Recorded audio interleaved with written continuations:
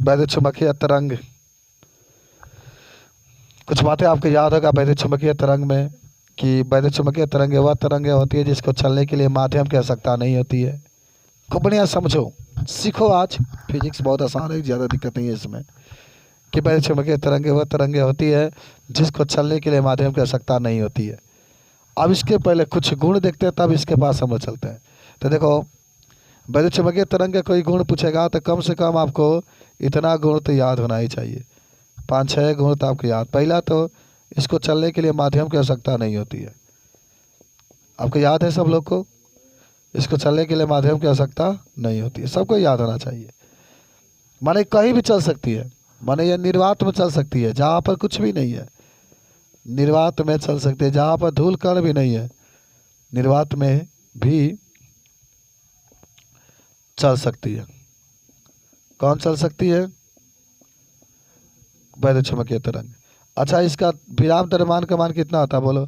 सुने सब लोग, जब मन रुक जाएगी ना, इसका विराम द्रव्यमान का कोई मान पूछे तो 0 होता है, माने 0 होता है विराम द्रव्यमान का मान। और निर्वात में इसकी चाल कितनी होती है बाबू? निर्वात में इसकी चाल जो होती है 3×10⁸ मीटर प्रति सेकेंड होता है। और यह हमारे अनुप्रस्थ होती है। ये क्या होती है? अनुप्रस्थ होती है। यह बात बता सकते हैं, यह क्या होती है? अनुप्रस्थ होती है। अच्छा, यह वैद्युत और चुंबकीय दोनों गुण प्रदर्शित करती है। वैद्युत और चुंबकीय दोनों गुण क्या करती है? प्रदर्शित करती है। सब लोग याद करो। अगर क्वेश्चन आपसे आ जाए विद्युत चुम्बकीय तरंग से आप क्या समझते हैं, तो आपको यही बात लिखना है कि विद्युत चुम्बकीय तरंग वह तरंग होती है जो निर्वात में चल सकती है, जिसको चलने के लिए माध्यम की आवश्यकता नहीं होती है। जैसे सूर्य का प्रकाश है, चाहे जितने भी देख रहे हैं ना, गामा किरणें भी कह देंगे, यह भी आपका विद्युत चुम्बकीय तरंग है। एक्स किरणें भी कह देंगे विद्युत चुम्बकीय तरंग है। पराबैंगनी किरण भी, दृश्य किरण भी, अवरक्त किरण, माइक्रो तरंग, रेडियो तरंग है। ये सब आपके जो होता है विद्युत चुम्बकीय तरंग है। कोई आपसे पूछे कि विद्युत चुम्बकीय तरंग के क्या गुण होते हैं, तो पहला कह सकता है कि माध्यम की आवश्यकता नहीं होती है। मान जब विद्युत चुम्बकीय तरंग होती है, इसको चलने के लिए माध्यम की आवश्यकता नहीं होती है। यह निर्वात में भी चल सकती है, ये भी बता सकते हैं। यह निर्वात में भी चल सकती है। इसका विराम द्रव्यमान का मान 0 होता है। निर्वात में चाल 3×10⁸ मीटर प्रति सेकेंड होता है। यह अनुप्रस्थ होती है और यह माने विद्युत और चुम्बकीय क्षेत्र दोनों उत्पन्न करती है। फोटोग्राफी प्लेट कभी काला कर देती है। अच्छा, जो दिख रहे तरंगे आपको दिखाई नहीं दे रही है, सूर्य के प्रकाश में जो तरंगे आ रही है वो आपका वैद्युत चुम्बकीय तरंगे ही है। इसको वाला वैद्युत चुम्बकीय तरंगे ही कहते हैं। चलो, सबको याद हो गया। अब देखो, एक चीज़ आपसे पूछा जाता है कि अब देखो, खूब अच्छा से बात आपको करना है। विद्युत चुम्बकीय तरंग में आप पढ़ोगे एक विद्युत चुम्बकीय स्पेक्ट्रम। जब तरंगों से जितने भी हमारे दृश्य तरंगे होती है, जब तरंगों से एक हमें श्रेणी प्राप्त होती है, हमें एक रेखा प्राप्त होती है, उसी का हम लोग कहते हैं विद्युत चुम्बकीय स्पेक्ट्रम। और विद्युत चुम्बकीय तरंग कितने प्रकार के होते हैं? 7 प्रकार के। ठीक आपके सामने है, गाये पद अमर हो। तो गा से क्या कहोगे? गामा किरणें। ए से क्या कहोगे? एक्स किरणें। प से कहोगे पराबैंगनी किरणें। द से दृश्य किरणें। अ से अवरक्त किरणें। म से माइक्रो तरंग। और र से रेडियो तरंग। ये पूरा आपके जो विद्युत चुम्बकीय तरंग है उसके प्रकार है। अगर इसके बारे में कोई आपसे पूछे तो पूरी कहानी को आप बताने का क्या करेंगे? प्रयास करेंगे। बोलो, कोई दिक्कत है इसमें? बोलो, बता दोगे सब लोग? तो ये आपका होता है विद्युत चुम्बकीय तरंग और इसके प्रकार। अब सुनो ध्यान से सब लोग, सबसे अधिक सुनो। जो देवता लोग होते हैं, भगवान लोग होते हैं, बड़ा सोच समझ के किसी वस्तु को बनाते हैं, कुछ किरणों को बनाते हैं। तो देखिए, एकदम ध्यान से समझिए मैं क्या क्या बता रहा हूँ। ये गाये पद अमर हो में रेडियो तरंगे सबसे दूर तक जाती है। याद करो सब लोग, क्या बात बताते हैं। जैसे रेडियो तरंग सबसे दूर तक जाती है, रेडियो तरंगे सबसे दूर तक जाती है और इसका तरंग दैर्घ्य सबसे अधिक होता है, लेकिन वेधन क्षमता बड़ी कम होता है। जरा सोचो, जो बहुत दूर तक जाता है उसका वेधन क्षमता बहुत क्या होता है? कम होता है। रेडियो तरंगों की वेधन क्षमता सबसे कम होती है, लेकिन सबसे दूर तक जाती है। आप देखेंगे इधर से आगे बढ़ते हैं ना, तो तरंग दैर्घ्य आपका क्या होता है? बढ़ता चला जाता है सबसे दूर तक। इसमें अगर प्रश्न आ जाए कि सबसे दूर तक कौन तरंगे जाती है, तो आप सीधे कहेंगे रेडियो तरंग। इसकी तरंग दैर्घ्य अधिक है, और जिसकी तरंग दैर्घ्य अधिक होती है वो दूरी अधिक तय करता है। जैसे अगर रेडियो तरंगे दूर तक नहीं जाती तो जरा सोचिए, दिल्ली में स्टेशन बना हुआ है, लखनऊ में स्टेशन है, रेडियो यहाँ पर आपका है और आपका रेडियो चलता है उस तरंगों से, वो तरंगे आपके आती है। तो रेडियो तरंगे जो होती है सबसे दूर तक जाती है, लेकिन वेदन क्षमता सबसे कम होता है। अगर इसका वेदन क्षमता अधिक होता है कि किसी को भी वेद करके आर पार निकल जाती, तो आपका हम बताते हैं आज हिंदुस्तान और पाकिस्तान के जो बॉर्डर है उस बॉर्डर पर इसी तरंगों को फिट कर दिया जाता और पाकिस्तान में जा करके सबको वेद करके आती। लेकिन इसकी कैपेसिटी ज़्यादा, हमारी कैपेसिटी माने दूरी अधिक है, लेकिन ये भेद नहीं सकती है किसी को, किसी से टकराएगी तो रुक जाती है। बात समझते हैं? तो इसी को हम लोग कहते हैं कि दूर तक जाती है, लेकिन इसकी जो वेदन क्षमता है बड़ी कम है, बहुत कम भेजती है ये। अब गामा किरणों की विशेषता बता देते हैं। गामा, अच्छा ये बताओ, जिसकी तरंग दर अधिक होती है उसकी आवृत्ति कम होती है, विपरीत होती है ना, पढ़े भी थे इसको। अच्छा इसको मिटा दे, का इसकी क्वालिटी जो लिखे थे ये, रुक इसको मिटा के तब बता रहे हैं आपको। देखो आप पढ़े होंगे एक सूत्र में सी बराबर न्यू इंटू लेमडा, सी बराबर न्यू इंटू लेमडा। सी को क्या कहते हैं? निर्वात प्रकाश के चाल। और न्यू को क्या कहते हैं? आवृत्ति कहते हैं। लेमडा को तरंग दर। इसको नीचे कर लो, लेमडा को नीचे कर लो, तो लेमडा नीचे, तो ये क्या हो जाएगा? न्यू। न्यू हो गया। सी हटा दो बाबू, तो एक बटा क्या हो गया? लेमडा। तो जिसकी आवृत्ति अधिक होगी उसका तरंग दर कम, या जिसकी तरंग दर अधिक होगी इसकी आवृत्ति क्या होती है? कम। तो सबसे कम आवृत्ति किस में होगी? सबसे कम रेडियो में होगी यार। रेडियो की मैंने कहा कि तरंग दर सबसे अधिक है, बढ़ता हुआ क्रम है ना, इधर कम तब बड़ा तब बड़ा तब बड़ा तब बड़ा तब बड़ा तब, सबसे बड़ा इसका रेडियो तरंग है। तो रेडियो तरंग की तरंग दर सबसे अधिक हुई, तो सबसे कम इसकी क्या होगी बताओ? सबसे कम इसकी आवृत्ति होगी। सबसे कम इसकी क्या होगी? देखो जितने भी तरंगे देख रहे हैं, जब आप इधर से इधर बढ़ेंगे, जब आप बाएं से दाएं जाएंगे तो उसका तरंग दर बढ़ेगा, आवृत्ति क्या होती है? घटती है। वेधन क्षमता कम होगा, लेकिन दूरी अधिक तय करेगी, क्योंकि तरंग दर का मतलब दूरी। अरे आपसे प्रश्न भी वो पूछा जाता होगा कि सूर्योदय के समय हमें सूर्य लाल क्यों दिखाई देता है? क्योंकि उसका तरंग दर, देखो सूर्योदय के समय सूर्य हमसे बहुत दूर होता है, उससे सभी प्रकार की प्रकाश की किरणें निकलती है, लेकिन हमारी आंखों तक केवल लाल रंग का प्रकाश ही पहुंच पाता है, बाकी सब उधर रुक जाता है, क्योंकि लाल रंग का तरंग दर सबसे अधिक होता है। इसीलिए हम लोग क्या करते हैं, सुबह के समय सूर्य को और शाम के समय सूर्य को हम लोग देख लेते हैं। बात समझ में आई? तो ये बताइए, जब हम लोग बाएं से दाएं चलते हैं तो क्या होता है? देखो कंपटीशन में आता है, रेलवे ग्रुप में फार्म भरेंगे, जाइए बहुत फार्म आपकी है, खूब अच्छा मार्कशीट आप लेकर के आइए, 80 85 90% जाइए आपके ग्रुप रेलवे में भरिए, तो बढ़िया पोस्ट पर आप जाइएगा। छोटा मोटा पोस्ट पर कौन पूछता है? क्योंकि आप होनहार इस एरिया के सबसे अच्छे बच्चे हैं, माने मेहनत करने वाले आप लोग हैं, ठीक है। चलिए आप बताइए, ऑप्शन लो, सबसे कम तरंग दर किसकी होगी? गामा की। भाई इधर जब सबसे अधिक है तो गामा की सबसे कम होगी। गामा जो किरण है इसकी वेधन क्षमता सबसे अधिक होती है, वेधन क्षमता सबसे अधिक।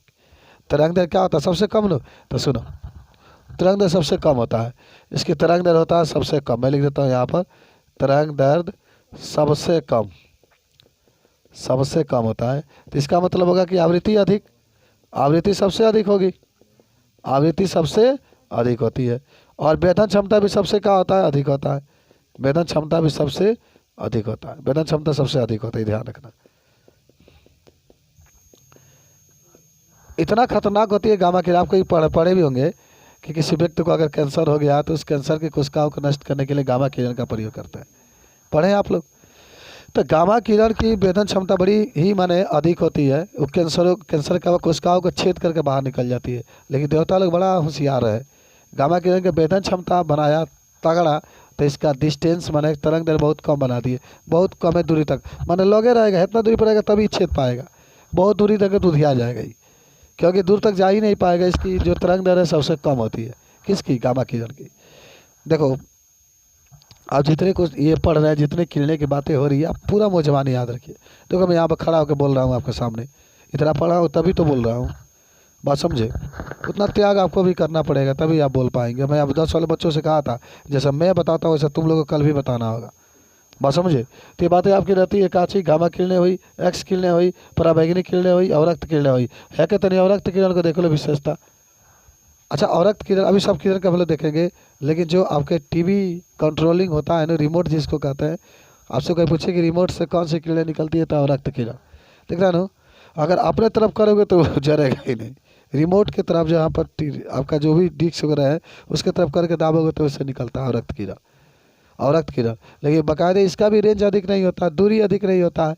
देखते हैं टीवी बता नहीं, ऐसा दूरी कर दीजिए ना, काम नहीं करेगा, काम नहीं करेगा। देखते हैं अगर उसमें रेडियो तरंगे होती, रेडियो तरंगे उसमें लगा देती, बड़ी काम करता है। रेडियो तरंग होता ना तो फ़ायदा ही होता कि इसका रेंज अधिक है, बहुत दूरी तक। यहाँ पर बैठे हुए हैं, ठीक है, यहाँ पर बैठे हुए हैं और का समूह में कोई टीवी सीरियल देख रही है, जो भी सीरियल देख रही है, खाली मेहरारू जो मेहरारू सीरियल में पुरुष को नहीं देखती है, खाली बस वो देखती है कि कौन औरत क्या कर रही है, कौन इस लड़की कौन क्या कर रही है, कितने लोगों के साथ इसकी चक्कर चल रही है, 20 लोगों के साथ आ रही है, जा रही है, बस वही देखती है सब सीरियल में।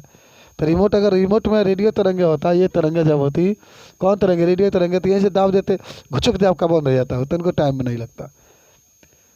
लेकिन बहुत स्त्रियाँ माने इस तरीके का है, जो अधिकतर देखना ना उसमें जो सीरियल आता है तो देखना जब प्रचार है तो रिमोट भगाएंगे और देखेंगे कि सलमान खान का फिल्म तो नहीं आ रहा, शाहरुख खान का तो नहीं आ रहा, उसी को देखेंगे। बात समझ रहे हैं?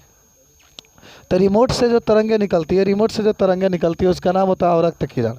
कौन किरण होता है? अवरक्त किरण। देख लेना, आपसे पूछेगा प्रश्न कंपटीशन के लेवल पर जब जाएंगे कि जो रिमोट वगैरह जो कंट्रोलिंग पावर होता है उसमें से कौन सी तरंगे निकलती है, तो अवरक्त किरण निकलती है। अच्छा चलो, ये तो जान गए गामा किरण क्या होता है। अच्छा, गामा किरण की एक बात और बताते हैं, फिर एक बार फिर सुनिए, एक बार फिर सुनिए। अगर आप गामा से रेडियो तरंगे की तरफ चलेंगे, गामा से किसके तरफ? रेडियो तरंगे की तरफ चलेंगे तो तरंग दर बढ़ेगा।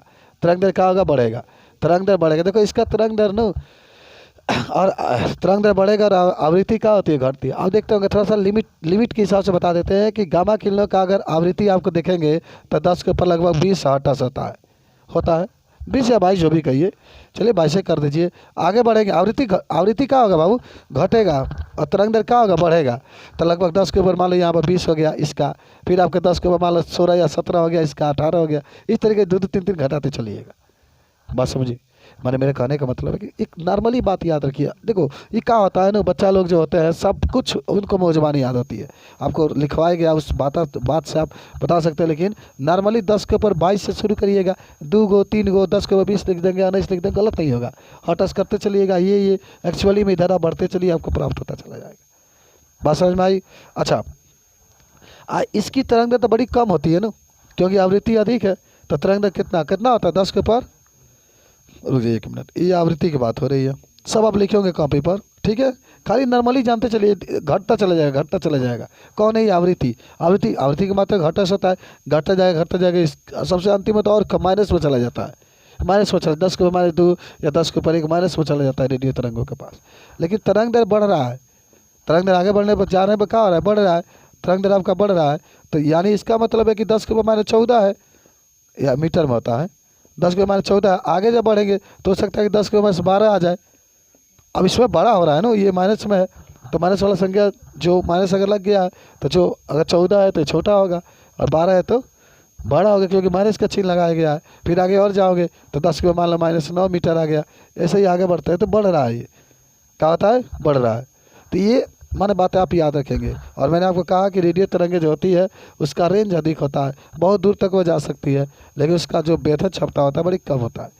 जो गामा किरण है इसकी रेंज कम होती है, बहुत दूर तक नहीं जाता, लेकिन भेदन क्षमता अधिक होती है। तो गामा किरण का प्रयोग कहाँ किया जाता है?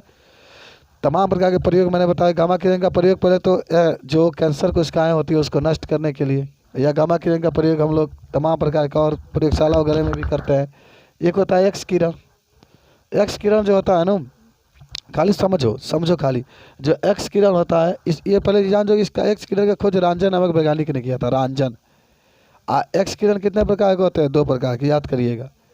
एक आपका कोमल एक्स माने किरण, या एक होता है तो कोमल। देखो जो आपके हड्डी वगैरह कहीं टूट गया है तो उसको एक्सरे करने के लिए कोमल एक्स किरण का ही प्रयोग करते हैं, क्योंकि इसकी जो होती है कैपेसिटी कम होती है, तनी जाती है, टकराती है, टकराने जहाँ अंग टूटा है जहाँ टकराती है, टकराने के बाद देखो। लेकिन कोमल एक्स किरणों की इतनी शक्ति है कि मांसपेशियों को छेद करके बाहर निकल सकती है, लेकिन हड्डियों से बाहर नहीं जा पाती है।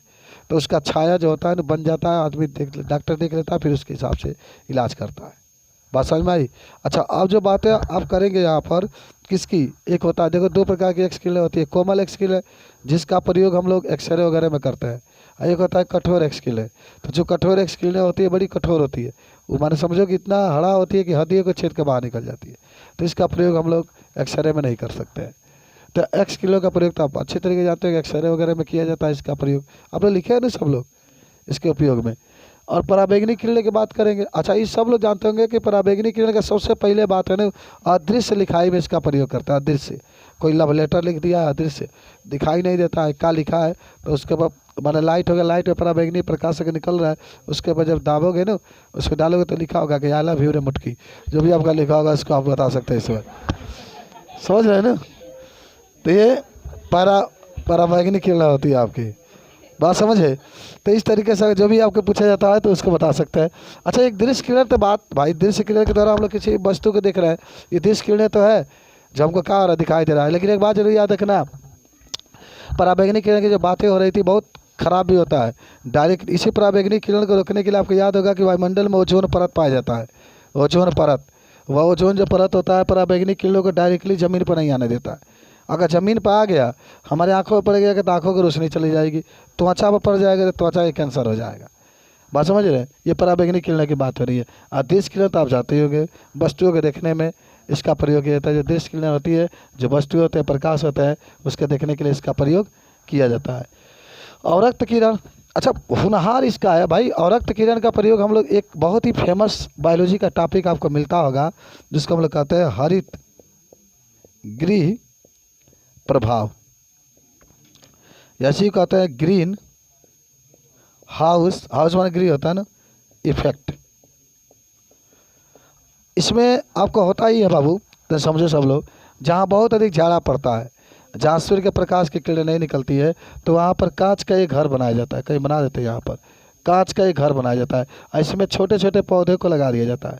मान लो पौधे है तो उसको प्रकाश चाहिए ना, पौधे है तो उसका प्रकाश संरक्षण करने के लिए प्रकाश चाहिए, तो होता ही है कि प्रकाश मिल नहीं पाता है, तो इसमें चारों ओर कांच का माने कांच जो होता है ना, कांच का एक माने घर बना दिया जाता है।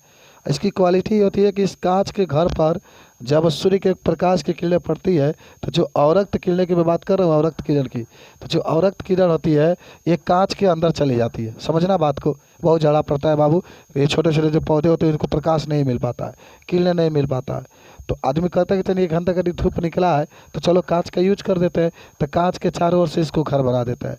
घर बनाने से ही फायदा होता है कि जब सूर्य के प्रकाश इसके ऊपर पड़ता है तो बाकी तो किरणें टकरा के वापस चली जाती है, लेकिन जो माने अवरक्त किरण होती है प्रकाश के अंदर ही पाई जाती है, सूर्य के अंदर ही पाई जाती है, वो अवरक्त किरण कांच के अंदर से माने बाहर से अंदर चली जाती है। कांच के बाहर से अंदर क्या होती है, कांच के अंदर चली जाती है, और जब चली जाती है वो प्रकाश तो फिर बाहर नहीं निकल पाती। कांच की क्वालिटी है, कांच के ये क्वालिटी है कि अवरक्त किरण को अंदर जाने देती है लेकिन फिर बाहर उसको नहीं जाने देती है। तो अवरक्त किरण जो होती है कांच के अंदर चली जाती है, और फिर उस कांच के अंदर जितने छोटे छोटे पौधे होते हैं सब प्रकाश संश्लेषण क्रिया कर लेते हैं, और फिर वो जीवित रहते हैं, फिर उनकी वृद्धि होती है। तो इसका फेमस जो उदाहरण आप देख रहे हैं वही आपका होता है किसमें, देखो इसको कहते हैं ग्रीन हाउस इफेक्ट। बहुत फेमस बायोलॉजी का एक टॉपिक होता है कि हरित गृह प्रभाव किसे कहते हैं। जरूर आपको आज जो बातें बताई गई है उसको आप याद रखिएगा। अच्छा एक ग्लोबल वार्मिंग भी आता है, ठीक है ना, उसको भी तो देख लीजिए, ये भी बहुत फेमस टॉपिक आपका है, ग्लोबल वार्मिंग, ठीक है, ग्लोबल वार्मिंग। अच्छा क्या होता है ना, ग्लोबल वार्मिंग में जो वायुमंडल होता है उसका ताप बढ़ जाता है। सिंपली बात याद रखो, जैसे वायुमंडल है, वायुमंडल में कार्बन डाइऑक्साइड हुआ, इसकी मात्रा बढ़ गई, या हानिकारक गैसें की मात्रा जब बढ़ जाती है तो वायुमंडल का तापमान बढ़ जाता है। अच्छा जब 1 डिग्री या 2 डिग्री वायुमंडल का तापमान बढ़ जाता है तो उसी को हम लोग कहते हैं ग्लोबल वार्मिंग। ग्लोबल वार्मिंग का मतलब होता है कि जो वायुमंडल है उसका तापमान को क्या करना, बढ़ना। चलो ठीक है, अब आते हैं माइक्रो तरंगे। अच्छा माइक्रो तरंगे तो बात आप जानते होंगे ना, ये माइक्रो तरंगे जो होती है सूक्ष्म तरंगे होती है, इसी के द्वारा रेडियो वगैरह टेलीविज़न वगैरह जो भी होते हैं वो चलाए जाते हैं, रिमोट वगैरह में भी थोड़ा बहुत इसका यूज किया जाता है। उसके बाद से रेडियो तरंगे, रेडियो तरंगे तो आप जानते होंगे, रेडियो तरंगे का प्रयोग रेडियो में, टेलीविज़न में, टावर में। अच्छा ये टावर जो देखते हो ना, टावर में अधिकतर यही, सुन लो ध्यान से, अवरक्त किरण, नहीं रेडियो नहीं, अवरक्त किरणें लगती है। अच्छा अवरक्त किरणें बड़ी हानिकारक भी होती है, समझ रहे हो। टावर के पास जिसका घर होता है इससे बहुत फ्रिक्वेंसी अधिक होती है, उसको बहुत नुकसान होता है शरीर को, तमाम प्रकार की बीमारियाँ हो जाती है उनको, जो टावर के पास जिनका घर होता है। रेंज इसका तो अधिक नहीं होता है, लेकिन फिर भी देखिए अगर टावर से, सुनो, अगर टावर से रेडियो तरंगे निकलती ना तो एक टावर बैठा दिया जाता, बात समझ रहे हैं, आइए को टावर बैठा दिया जाता पूरा। देखो गोरखपुर में एक स्टेशन है रेडियो वाला, रेडियो वाला फ्रीक्वेंसी वाला एक गोरखपुर बैठा दिया, अब कहीं नहीं है रेडियो वाला। अच्छा तब भी रेडियो आपका बजता है, बजाएंगे तो। लेकिन टावर में अवरक्त किरणें निकलती है, इसकी रेंज ज़्यादा नहीं है बाबू, इसीलिए एक टावर यहाँ लगाइए तो बहुत होगा तो 2 किलोमीटर के या 1 किलोमीटर के रेंज में टावर अच्छा पकड़ेगा, उसके आगे जाएंगे तो पकड़ेगा ही नहीं। फिर एक टावर उसके पास बैठाया जाता है, क्योंकि उसमें से जो निकलती है किरणें अवरक्त किरणें निकलती है। अगर उसमें से रेडियो तरंगे निकलती है तो रेडियो तरंगे का तो तरंग दर अधिक होता है ना, सबसे अधिक होता है, बहुत दूर तक वो जाता, उसका रेंज बहुत दूर। यहाँ बैठा दो तो पता चला वहाँ कम से कम गोपालगंज तक इसका रेंज चला जाता है रेडियो तरंगे के। भाई जब गोरखपुर है, गोरखपुर एक स्टेशन बैठाया है और गोरखपुर हम लोग यहाँ पर है, यहाँ मेरी रेडियो बज जाती है वहाँ के तरंगों से, तो यहाँ के तरंगों से वहाँ भी तो काम हो सकता है ना, लेकिन इसकी फ्रिक्वेंसी कम होती है और रक्त किरणें ये निकलती है। आपके प्रश्न पूछे थे टावर वगैरह जो बैठाया जाता है, चाहे वोडाफोन के चाहे जिसका भी, उसमें से कौन सी किरणें निकलती है, तो अवरक्त, इसकी रेंज बहुत कम होती है। बताओ ना, अवरक्त बा बस माइक्रो बताओ ना रेडियो कितना कम होगा इसका। अगर इसमें से रेडियो निकलती तो कोई दिक्कत नहीं होता। टावर पर एकदम आपके मोबाइल पर हमेशा टावर रहता, कोई दिक्कत नहीं है। बात समझ रहे हैं, फ्रिक्वेंसी की कमी होती है आपकी। तो ये सब बातें आपकी होती है। आज ये सब का आपको मालूम होगा, माने आपको शक नहीं करना है बाबू, शक इस बात का नहीं करना है कि जब हम लोग गामा से रेडियो की तरफ जाएंगे तो एकदम याद रखना है ट्रिक के साथ कि रेडियो की तरंग दर सबसे अधिक होती है, इसलिए रेडियो जो तरंगें होती है सबसे अधिक दूरी तक क्या करती है, तय करती है। और सबसे कम तरंग दर की बात करेंगे तो किसकी होती है, गामा की होती है। अगर आपको कोई प्रश्न इसमें पूछना है तो पूछ सकते हैं, जितनी बातें आपको बताई गई है। बोले एकदम आप क्लियर पढ़िए इसको, कोई दिक्कत नहीं है। जब भी आता है इसकी कितनी आवृत्ति किसकी कितनी होगी तो लगभग में आप इसको लिख सकते हैं, किसकी तरंग दर सबसे अधिक होती है। तो आप एकदम ट्रिक के साथ बताया गया है कि जब आप बाएं से दाएं जाएंगे तो देखेंगे कि रेडियो तरंगों की तरंग दर सबसे अधिक होती है, क्योंकि सबसे दूर तक जाता है, लेकिन उसकी जो कैपेसिटी होती है, क्षमता होती है, वेदन क्षमता जो होती है सबसे कम होती है। बात समझे। कल इसका आगे हम लोग और चर्चा करेंगे, लेकिन आपको मैं चाहूँगा कि अवतार निकाल लीजिए, इसमें से भी कुछ क्वेश्चनों को हम लोग। तो आज की जो टॉपिक रहेगी ज्यामिति या 3 डायमेंशनल जियोमेट्री। माने इसमें 3 गो अक्ष होगा, एक्स अक्ष, वाई अक्ष और क्या होगा, जेड अक्ष। एक्स अक्ष, वाई अक्ष, जेड अक्ष, 3 बातें आपकी रहेगी। त्रिविमीय का मतलब यही होता है 3 गो बीमा, एगो एक्स अक्ष, एगो वाई अक्ष, एगो जेड अक्ष। देखो इसमें सबसे पहले जो बात होगा उसका नाम होगा दिक् अनुपात। क्या नाम होगा, दिक् अनुपात। दिक् अनुपात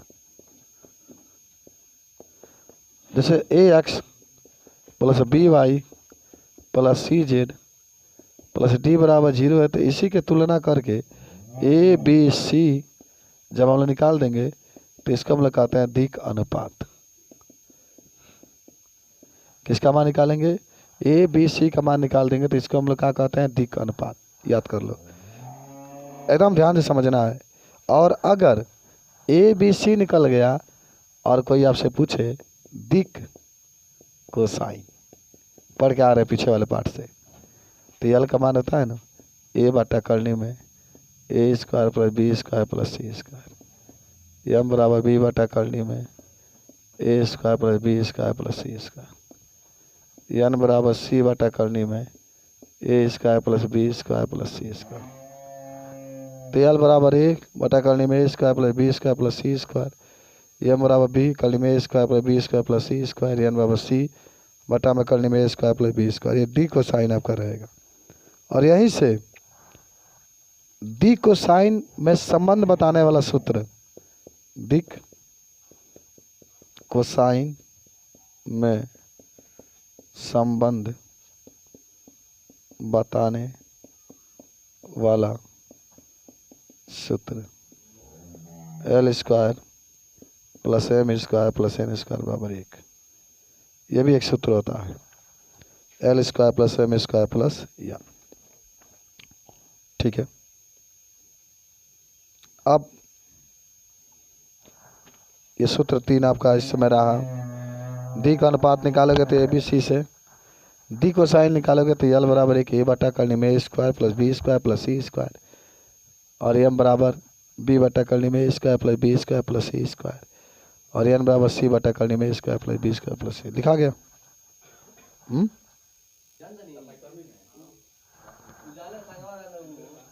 आओ चलो, जब 2 बिंदु P x1 y1 z1 तथा x2 y2 z2 हो तब डी का अनुपात निकालने के लिए जानते हो ऐसे, तो x2 में से x1 घटा दो, y2 में से y1 और z2 में से z1, इसको ए बी सी मान लेना। अब बस वही बात होगी, जब भी डी को साइन निकालोगे ना तो ए बटा करनी में A square B square C square, अब बी बटा करनी में A square B square C square, सी बटा करनी में A square B square C square. और जब ए बी सी दिया हो तब, और जब संरेख पूछता हो तो ए बी का मान निकालोगे, फिर बी सी के निकालोगे घटा घटा के, और तब उसका निकाल करके तब उसका अनुपात निकालते हैं। क्या निकालते हैं? अनुपात। और अनुपात अगर समान आता है, समान आता है तो संरेख है, और समान नहीं आएगा तो संरेख नहीं है, ये ध्यान रखना। अनुपात समान आया तो संरेख है, और नहीं आया तो संरेख नहीं है, सिंपल सी बात है। इतना फार्मूला आपका रहा। बोलो समझ में आया तुम लोग को? अब हम क्वेश्चन बता रहे हैं, पहले एग्जाम्पल पढ़ेंगे हम लोग, ठीक है, तब क्वेश्चन पढ़ेंगे। आओ देखो, सवाल पहले बता दें आपको कि आप लोग को कि कैसे हल करना है। सबसे पहले जो बातें आपकी हो रही है देखो ध्यान से, यहाँ पर x अक्ष के साथ कोण अल्फा के बाद 90, y अक्ष के साथ बीटा का मान 60 और z अक्ष के साथ कोण है 30 डिग्री। अधिक को साइन बताना है, तो आराम से पढ़ेंगे। यल बराबर कास अल्फा, यल बराबर कास अल्फा, यम बराबर कास बीटा। इंगे लगता है याद करो, तुम लोग पढ़े थे, नहीं पढ़े थे तो आज पढ़ लो, ये होता है। ये दिख को साइन आपका, तो कास होंगे लिखो, चाहे अल्फा है तो 90, कास 90 का मान 0 हो जाएगा। ये कास से सही लिखो, बीटा का मान 60, का 60 का मान 1/2 हो जाएगा। कास से सही लिखो, गामा का मान 30, और कास 30 के मान करने में 3/2 बन गया, आपका आंसर आ गया। कोई दिक्कत है? बोलो, बना लोगे सब लोग? चलो अब आते हैं हम लोग नेक्स्ट सवाल पर। चल गए, दी का अनुपात दिलब हमने के 2 - 1 और 2, और दी को साइन पूछा था। अच्छा बहुत सिंपल सवाल बाबा, एक पहले हमने के तुलना करके एक के ए मान लो, इसको बी मान लो, इसको सी मान लो, तब दी को साइन निकालोगे तो एक का होता है यल बराबर ए बटा करनी में A square B square C square. ए का मान कितना? 2, करनी में 2 का स्क्वायर -1 का स्क्वायर प्लस -2 का स्क्वायर, तो 2 लिख लो, और नीचे 2 दूना 4, 2 दूना 4, 4 4 8 1 9, तो 3 निकल जाएगा। अब 2 दूना 4, ये भी 2 दूना 4, 4 4 8 1 9 हो जाएगा। यन निकाल लो, डायरेक्टली लिखो -1, फिर नीचे 3 निकल जाएगा, यन के बाद यम लिख लो, तब यन लिखो, -2 बटे का हो जाएगा 3 आंसर। अगर आपको दिक्कत है तो पूछिए, बोलो। देखो इसमें कोई दिक्कत नहीं है, पहले सवाल में ना जब 2 बिंदु देगा तो सुनो, x1 y1 z1 x2 y2 z, पहले दिक अनुपात निकाल लो, और दिक अनुपात निकाल करके तब दिक को साइन निकालो। तो पहले एक काम करो ना, इसको x1 मान लो, इसको y1 मान लो, इसको x2, इसको z1 z1 z1, इसको x2 y2 z2, तो ये निकाल दो, तो x2 - x1, तो एक माइनस करोगे तो +2 तो 3 हो जाएगा ना। अभी निकाल लो, तो y2 - y1, तो 2 - 4 तो -2 हो जाएगा। सी निकाल लो, तो z2 - z1, तो 3 + 5 8 हो जाएगा। इस तरीके से हल कर लो। तो यहाँ पर यल का मान निकाल दो, तो ए बटा वही होता है ना, कल में A square B square C square. वहीं अगर यम के निकालोगे तो बी बटा हो जाएगा, एन के निकालोगे तो सी बटा हो जाएगा। तो 3 बटा, अच्छा 3 3 का 9, 2 दूना 4 9 4 13 8 28 64, 77 होगा, 77। इसका क्या हो जाएगा देखो, -2 बटा करने में 77, इसका 8 बटा करने में 77 बन गया। समझ लेते नहीं एक झलक, 2 बिंदु दिया होगा तो इसी तरीके से हम लोग इसको निकाल। एक्स वाई जेड अक्षों के दी को साइन बताना है। अच्छा देखो कोण की बात, दी को साइन की बात करेगा ना, तो मान लो कि एक अक्ष के साथ जो कोण बनता है वो 0 मान लो, और बीटा का मान लो 90, गामा का मान लो 90। अच्छा कहोगे सर आप ऐसा क्यों? आपकी इच्छा, लेकिन तीनों को जोड़ने के बाद 180 ही आना चाहिए। आप इसको 30 मान सकते हैं, इसको 60 मान लीजिए, तो इसको 90 मान लीजिए, जौन जौन इच्छा, हमारे तीनों के जोड़ने पर 180 आना चाहिए। तो अब क्या बताओ है कि यल के मान निकाल दो कास अल्फा से, एम के मान निकाल दो कॉस बीटा से, एन का मान निकाल दो कॉस गामा से। तो कॉस 0 लिख लो, का 0 का मान 1, कॉस 90 लिख लो, कॉस 90 का मान 0, काश गामा की जगह भी 90 लिख लो, इसका मान भी 0, तो आगे इतना आंसर। बोलो समझ में आया? कोई दिक्कत है बताओ? एक और लास्ट उदाहरण पढ़ लेते हैं हम लोग। चल गया, चल पढ़ेगा हमने क्या दिया है, ए बी सी। अच्छा संरेख वाला से आपके बताया ना कि आप एक बार क्या करिए, ए बी का मान निकाल लीजिए। सुनिए इधर, ए बी का मान निकाल लीजिए। ए बी का मान जानते क्या निकलिए, ए वन निकाल लो किससे, x2 माइनस x1 से। तो देखा था ध्यान से, बी वन निकाल लो y2 माइनस y1 से, और C2 निकाल लो z2 माइनस z1 से। चलो है तो x1 हो जाएगी y1 z1, x2 y2 z2। तो 1 माइनस 2, 1 माइनस 2 तो माइनस 1 हो जाएगी, माइनस 2 और माइनस 3 तो माइनस 5 हो जाए। देखो ना ध्यान से, और क्या होगा 3 माइनस, अच्छा माइनस हुआ तो माइनस 4 लगेगा प्लस 4 तो 7 आ जाएगा। ठीक, समझ में आया इतना ना? अब बी सी के लिए निकालो,